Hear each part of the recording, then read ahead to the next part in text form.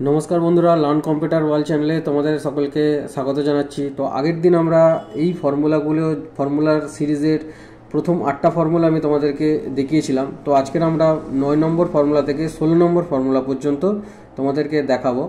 তো তোমরা ভিডিওটি মন দিয়ে শুরু থেকে শেষ পর্যন্ত দেখতে থাকো। তো চলো বেশি কথা না বাড়িয়ে আমরা আমাদের ফর্মুলার দিকে এগিয়ে যাই।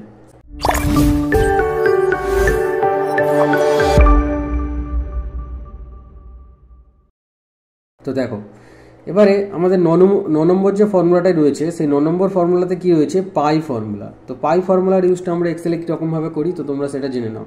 তো পাই ফর্মুলা ইউজ করার জন্য আমরা পাই অপশানে ক্লিক করব। পাই অপশানে ক্লিক করলে আমরা পায়ের নির্দিষ্ট পেজে চলে যাব। তো পাই ফর্মুলাতে আমরা এখানে তো চলে এসেছি। তো এই যে পাই ফর্মুলা, এই পায়ের যে ফাংশান, এই পায়ের সাহায্যে আমরা কি দেখতে পাই, পায়ের সাহায্যে আমাদের পায়ের মান আমরা এক্সেল শিটে দেখতে পাই। তো পায়ের মান এখান থেকে মেসেজ সেন্টারে মার্জিন সেন্টার করো। এবার এটাকে বড় করে দিলাম, এটাকে মিডিল করে দিলাম, equals to pi bracket open bracket close. ঠিক আছে, তো এর কোনো প্যারামিটার শো করবে না, শুধু পাই লিখে ব্র্যাকেট ওপেন ব্র্যাকেট ক্লোজ করে এন্টার মেরে দাও। দেখো তাহলে পায়ের মান আমাদের এইখানে এক্সেল শিটের মধ্যে কিন্তু শো করছে, বোঝা গেছে? পায়ের মান এখানে শো করছে। এবার যদি তোমরা এটাকে দশমিকটাকে একটু কমিয়ে দিতে চাও তো এখান থেকে দশমিকটাকে কমিয়ে দেবে। এটার নাম হচ্ছে ডিক্রিজ ডেসিমেল, আর এটা হচ্ছে ইনক্রিজ ডেসিমেল। তোমরা দশমিকটাকে বাড়াতে চাইলে এখানে ক্লিক করবে, আর দশমিকটাকে যদি কমাতে চাও তাহলে এখানে ক্লিক করবে। তো এই পর্যন্ত এখানে 3 পয়েন্ট এরকমভাবে তোমরা দেখতে পারো, বা এটাকে তুমি এত দূর পর্যন্তও দেখতে পারো। ঠিক আছে, তো এইরকমভাবে আমরা করতে পারি। তো এই ফর্মুলাটির সাহায্যে জাস্ট এইটা কিন্তু এখানে দেখিয়ে দেয়। তো চলো পরের ফাংশানে আমরা চলে যাই। পরের ফাংশানটা কী আছে আমরা দেখে নিই। তো ড্যাশবোর্ডে আমি চলে গেলাম। তো পরে যেটা আছে সেটা হচ্ছে প্রোডাক্ট। তো প্রোডাক্ট তো আমি তোমাদের আগে শিখিয়েছি। তো প্রোডাক্টের কাজটা আমি আরেকবার তোমাদেরকে দেখিয়ে দিই, তোমরা দেখে নাও। তো চলো প্রোডাক্টের সিটে আমরা চলে যাই। তো প্রোডাক্ট ফর্মুলার সাহায্যে গুণ করা হয়। তো এখানে আমি প্রোডাক্টের দুরকমভাবে তোমাদেরকে এখানে দেখিয়ে দিই।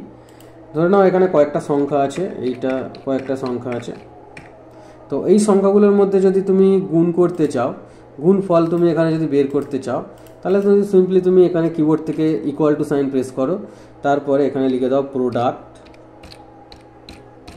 ব্র্যাকেট ওপেন করো, করার পর সংখ্যাগুলোকে সমস্ত সিলেক্ট করে দাও, ব্র্যাকেট ক্লোজ করে দাও, দিয়ে এখানে এন্টার চেপে দাও। এন্টার চাপলে কিন্তু আমাদের এখানে অ্যান্সারটা বেরিয়ে গেল। দেখো অ্যান্সার আমাদের সামনে বেরিয়ে এসছে। ঠিক আছে, বা তুমি এখানে কি করতে পারো, ইকুয়াল টু সাইন দিয়ে এখানে লিখে দাও প্রোডাক্ট, ইকুয়াল টু সাইন দিয়ে প্রোডাক্ট লিখে দাও, ব্র্যাকেট ওপেন করো।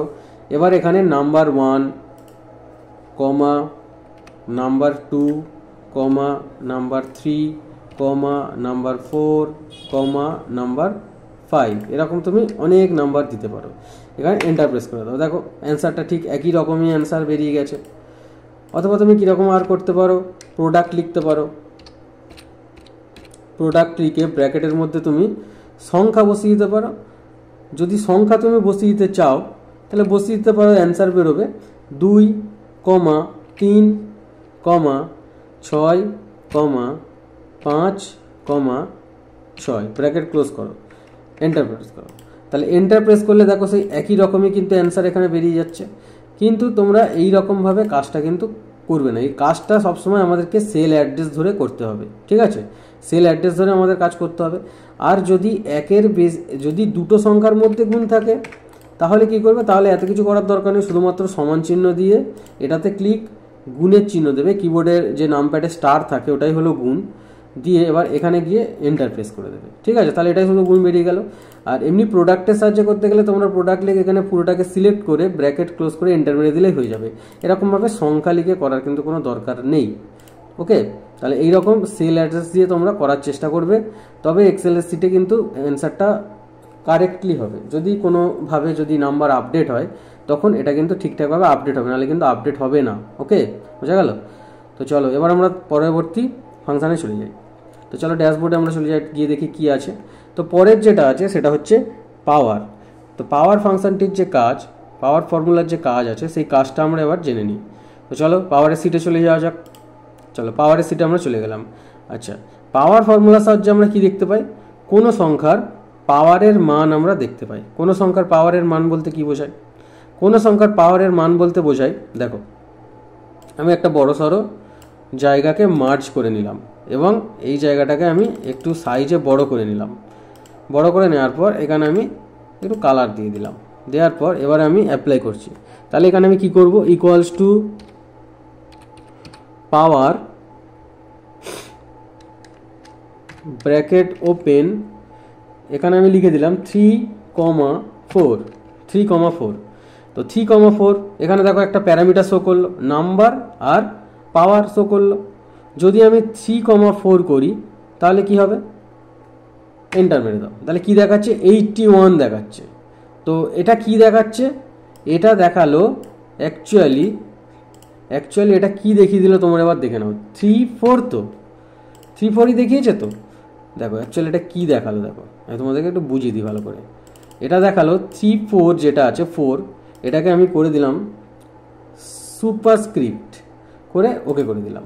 তো অ্যাকচুয়ালি এইটা তোমার সুপারস্ক্রিপ্ট, এখানে এক্সেল বলে সুপারস্ক্রিপ্ট নিচ্ছে না, যাই হোক এখানে এক্সেলটা হচ্ছে সুপারস্ক্রিপ্ট দেখিয়ে দিল। সুপারস্ক্রিপ্ট বলতে 3-এর উপরে 4টা পাওয়ার হিসাবে দেখিয়ে দিল, ঠিক আছে। 3-এর উপরে 4টা পাওয়ার মানে কি, যদি আমরা এখানে 4টে 3কে গুণ করি তাহলে আমাদের অ্যান্সারটা কি আসবে সেটা আমরা এখানে তোমাদেরকে দেখিয়ে দিচ্ছি। 4টে 3কে যদি আমি এখানে গুণ করি তাহলে কি আসে দেখো, ইকুয়ালস টু 3 ইন্টু 3 ইন্টু, আচ্ছা এখানে এটা হয়ে গিয়েছে M9 M11 ইন্টু M12, ঠিক আছে, M12। আচ্ছা তো আমি একটু ভালো করে তোমাদেরকে বুঝিয়ে দিই, এটা একটু দূরের দিকে করি তাহলে এটা বুঝতে পারবে তোমরা। এখানে সেলটা পাশে হয়ে গেছে ওই জন্য তোমরা বুঝতে পারছো না, তো এটাকে আমি একটু দূরেই সরিয়ে দিলাম। আচ্ছা এই যে 4টে যে 3 আছে, এই 3টাকে একটু আমি সাইজে বড় করে দিচ্ছি, বড় করে দিলে তোমরা বুঝতেও পারবে। 3, আচ্ছা এই যে 4টে 3, এখানে আমি কি দিয়েছিলাম 3 এবং 4 দিয়েছিলাম, তো তার মানে 3-এর পাওয়ার 4 নিয়ে নিয়েছে। তো এখানে দেখো 4টে 3 equals to 3 into 3 into 3 into 3, enter মারো, কত দেখাচ্ছে 81 দেখাচ্ছে। তার মানে এখানে যেটা হলো সেটা হচ্ছে 3-এর পাওয়ারকে 4 করে দিল, করে দিয়ে সেটাকে গুণ করে দিল, তো এটা পাওয়ারের মানটা শো করিয়ে দিল, ঠিক আছে, পাওয়ার কত হলো সেটা শো করিয়ে দিল। ওকে, তো চলো পরের ফাংশানে আমরা চলে যাই। পরের যে ফাংশনটা আছে সেটা হচ্ছে র্যান্ড ফাংশন। তো র্যান্ড ফাংশন কীরকমভাবে কাজ করে আমরা একটু দেখে নিই। তো চলো র্যান্ডের পেজে আমরা চলে যাই। তো র্যান্ড ফাংশনটার কাজ কীরকম হয় সেটা দেখে নাও।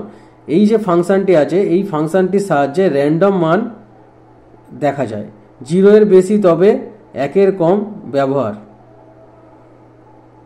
ঠিক আছে, 0-এর বেশি হবে কিন্তু 1-এর কম হবে। কীরকম মান দেখাবে, কোনো মানটা যদি এখানে দেখায় তাহলে সেটা 0-এর বেশি হবে বা 1-এর কম হবে। তো দেখো আমরা র্যান্ড ফর্মুলার ইউজটা আমরা এখানে করে নিই, কীরকমভাবে করে একটু দেখে নিই। তো এটাকে আমি একটু বড় করে দিলাম, এটাকে মিডিল করে দিলাম, ইকুয়ালস টু RAND র্যান্ড করে ব্র্যাকেট শুরু করে দিলাম, ব্র্যাকেট শেষ করে দিলাম, ঠিক আছে।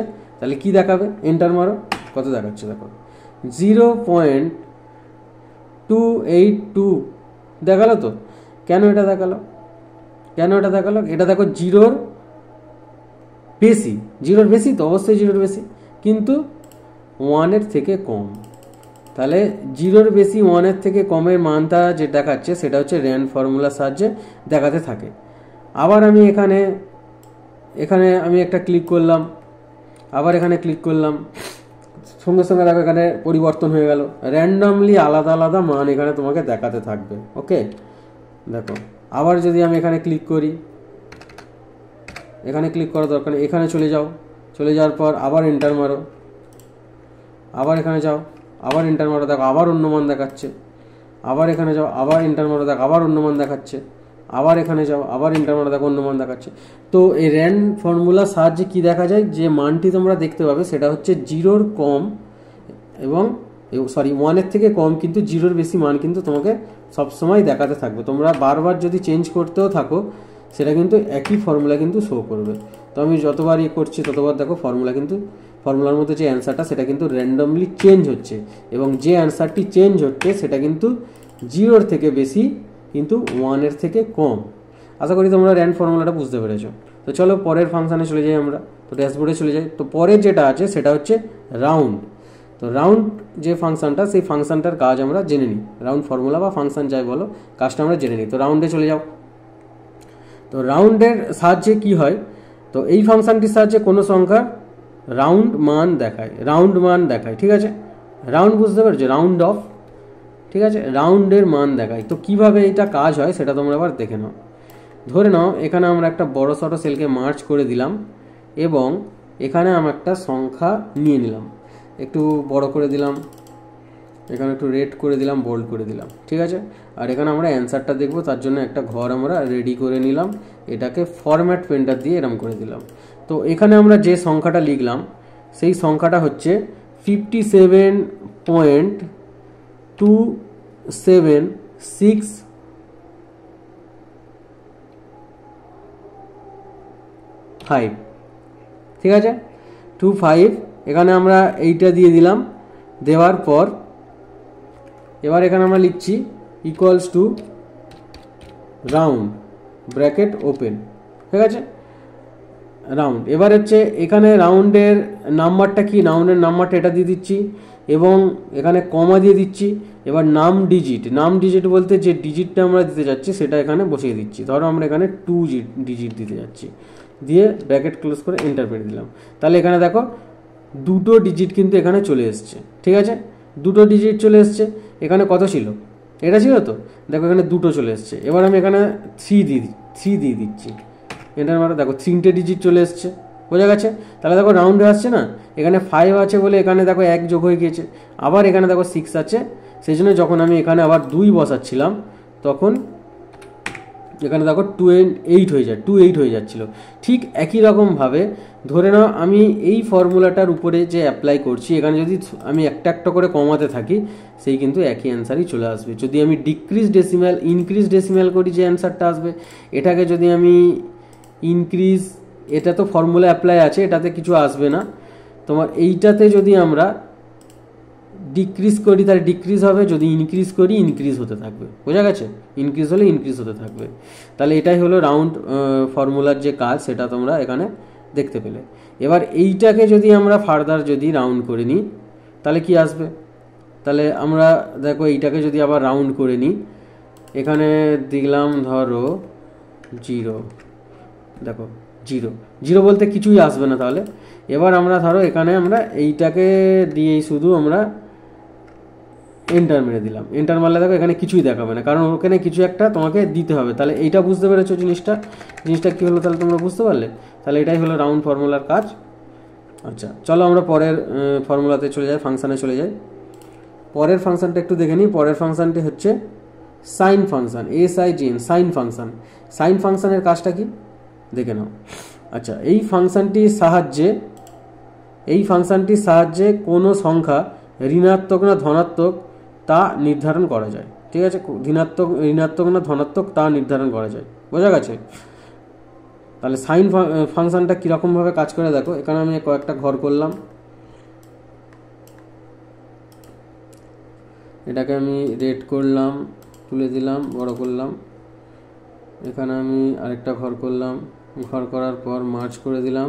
এখানে আমি আরেকটা ঘর করলাম, ঘর করার পর এটাকে আমি মার্চ করে দিলাম।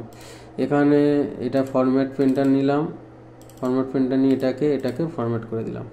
ওকে, এবার দেখো এটা আমি তিনটে ইউজ করব, দেখো। তাহলে S equals to SIGN bracket open. এবার এর মধ্যে দেখো নাম্বার চাইছে, নাম্বার হিসাবে দেখো আমি এখানে দিয়ে দিচ্ছি -9, এন্টার মারো। তাহলে এখানে কত দেখাচ্ছে দেখো, -1 অ্যান্সার দেখাচ্ছে। তার মানে কি এটা ঋণাত্মক। Equals to SIGN sine bracket open. আচ্ছা, এখানে আমি শুধু দিয়ে দিলাম 9, ব্র্যাকেট ক্লোজ করে দাও। তাহলে এখানে কি দেখাচ্ছে দেখো, ধনাত্মক। আর এখানে আমি দিয়ে দিলাম equals to SIGN bracket open. এখানে কিছুই দিলাম না, ধরো এখানে দিয়ে দিলাম 0, ব্র্যাকেট। তাহলে এখানে কি দেখাচ্ছে, 0ই দেখাচ্ছে। তাহলে কি হলো আরেকবার দেখো, এই ফাংশনটির সাহায্যে কোনো সংখ্যা ধনাত্মক না ঋণাত্মক না শূন্য তা নির্ধারণ করে, ঠিক আছে। তাহলে এটা নির্ধারণ করলো ধনাত্মক না ঋণাত্মক, বোঝা গেছে? তাহলে ধনাত্মক হলে 1 আসবে, ঋণাত্মক হলে -1 আসবে, আর শূন্য হলে তো শূন্যই আসবে। এটা তোমরা ভালো করে বুঝে গেলে এখানে যে ধনাত্মক, ঋণাত্মক, ধনাত্মক না শূন্য। তো এটার সাহায্যে এটা আমরা বুঝতে পেরে গেলাম। ওকে, তো চলো পরবর্তী ফাংশানে আমরা চলে যাই। তো পরে যেটা আছে সেটা হচ্ছে স্কোয়ার রুট, SQRT। ঠিক আছে, তো SQRT ফর্মুলা সম্পর্কে আমরা একটু জেনে নিই। কি চলে SQRTতে আমরা চলে যাই। তো SQRT যেটা, SQRT ফর্মুলা কি করে, এই ফাংশনটির সাহায্যে কোনো সংখ্যার বর্গমূলের মান দেখতে পাই আমরা। ওকে, বর্গমূলের মান আমরা দেখতে পাই। ধরো তোমরা বর্গমূলও শিখেছো, তো আমি এখান থেকে এটাকে একটু বড় করে দিই, এটাকে মিডিল করে দিলাম, বোল্ড করে দিলাম, কালার করে দিলাম। এবার এখানে সমান চিহ্ন দিয়ে SQRT দিয়ে ব্র্যাকেট ওপেন, ধরো নাম্বার হিসাবে আমি এখানে 49 দিয়ে দিলাম, ব্র্যাকেট ক্লোজ, এন্টার। তাহলে দেখো আমাদের এখানে কি দেখিয়ে দিল, 7 দেখিয়ে দিল। বা তুমি যদি এখানে আগে থেকে যদি নাম্বারটাকে লিখেও রাখো তাহলে হবে। এটাকে ফরম্যাট প্রিন্টার দিয়ে আমি এখানে লিখে দিলাম 49 লিখে দিলাম, 49 লিখে দিলাম। আর এর পাশের ঘরটাতে আমি অ্যান্সারটা ধরো বের করব। তাহলে এটাকে ফরম্যাট প্রিন্টার দিয়ে আমি আবার এটাকে করে দিলাম, সেম ফরম্যাটে করার জন্য আমি ফরম্যাট প্রিন্টার দিয়ে করে দিলাম। তো এখানে যেমন আমি স্কোয়ার রুটে নাম্বার দিয়েছিলাম, নাম্বার ওখানে বসিয়ে দিয়েছিলাম, এখানে আমি কি করব, এখানে equals to SQRT square root bracket open. এবার এখানে দেখো প্যারামিটারের মধ্যে নাম্বার চাইছে, তো তাহলে নাম্বারটা আমি এখান থেকে সিলেক্ট করব। তো নাম্বার এখান থেকে সিলেক্ট করলাম, ব্র্যাকেট এখান থেকে ক্লোজ করে দিলাম, এন্টার প্রেস করে দিলাম, দেখো 7 বেরিয়ে গেল। আবার এখানে যদি আমি 81 বসাই, দেখো 9 বেরিয়ে গেল। আবার এখানে যদি আমি 36 বসাই, দেখো 6 বেরিয়ে গেল। এখানে যদি 24 বসাই, তাহলে দেখো 24 এখানে স্কোয়ার হচ্ছে না, সেজন্য এখানে সংখ্যা চলে আসছে। এখানে যদি আমি 144 বসাই, দেখো 12 বেরিয়ে গেল। এখানে যদি 169 বসাই, দেখো 13 বেরিয়ে গেল। এখানে যদি আমি 121 বসাই, দেখো 11 বেরিয়ে গেল। বোঝা গেল? তো এইটা হচ্ছে স্কোয়ার রুট, যেটা সেটা বর্গমূলের মান দেখিয়ে দেবে। এর যত বর্গমূল হবে সেই বর্গমূলের মান এখানে দেখিয়ে দেবে। বোঝা গেল? তাহলে এটাই হচ্ছে স্কোয়ার রুটের ব্যবহার। তো আশা করি তোমরা বুঝতে পেরেছো। তো চলো ড্যাশবোর্ডে আমরা চলে যাই। তো এবারে যে ফর্মুলাটা আছে সেটা হচ্ছে ইফ ফর্মুলা। তো ইফ ফর্মুলা কীরকমভাবে কাজ হয় তোমরা একটু ভালো করে তোমাদেরকে বলতে হবে। তো তার জন্য তোমাকে একটা ভিডিওর মাধ্যমে আমি তোমাদেরকে ইফ ফর্মুলাটা দেখাবো। তো ইফ ফর্মুলা আমি আপাতত এখানে বলছি না, আমি আপাতত এখানে 9 থেকে 15 স্কোয়ার রুট পর্যন্ত, পাই থেকে স্কোয়ার রুট পর্যন্ত ফর্মুলা নিয়ে আমি আলোচনা করলাম। তোমরা এই ফর্মুলাটাগুলো ভালো করে প্র্যাকটিস করবে। নেক্সট দিন আমি তোমাদের ইফ ফর্মুলার সমস্ত ডাউট আমি তোমাদেরকে ক্লিয়ার করব। ইফ ফর্মুলাটা কিভাবে, শুধু এই ফর্মুলাটা নিয়ে শুধু আলোচনা করব এবং সমস্ত ডাউট আমি তোমাদের ইফ ফর্মুলা সম্পর্কে যত ডাউট আছে সব ক্লিয়ার করে দেবো। এবং তোমরা সেই ভিডিওটা দেখবে, অবশ্যই দেখবে। তো আজকের ভিডিওটা আমি এই পর্যন্তই শেষ করছি। Have a nice day. জয় হিন্দ, বন্দে মাতরম।